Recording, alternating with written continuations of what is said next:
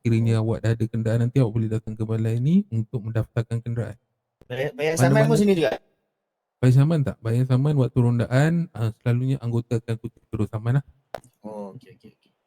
Tapi kalau untuk membuat lesen, buat permulaan, abang ada EFI, abang boleh ambil lesen,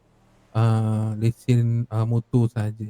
So lesen motor harga dia 1,500 Oh, buat kalau nak permulaan. ambil lesen kereta kena ada kereta dulu lah. Tak, tak perlu pun, tapi harga untuk lesen kereta ialah 3,250. Mak ai. Kereta dengan motor. Tu sebab saya kata kalau buat permulaan abang boleh ambil lesen motor, tapi buat masa ni anggota yang buat pelesenan tak ada. Tu yang ada untuk renew dan juga pendaftaran kenderaan sahaja. Oh, okey. Selalunya ada pukul berapa bang? Tuan. Dia rasanya dalam pukul 2, 3 lah. Petang ah. Petang. Ya, betul. Nanti dah akan naik announcement lah kat bawah tu, awak boleh nampak lah. Buat masa ni mungkin Baik. awak buat kerja dulu, mana-mana kerja.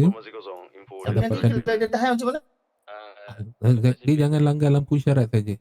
Awak warga baru, so maksudnya pastikan awak mematuhi undang-undang yang ada, iaitu pakai helmet dan tidak mengikuti lampu isyarat. Kalau tidak, nanti sama akan dikenakan lah. Sebab anggota tak boleh tahan kalau tanpa awak melakukan kesalahan. Boleh? Okey. Okey, selamat datang ke LFP. Terima kasih bang.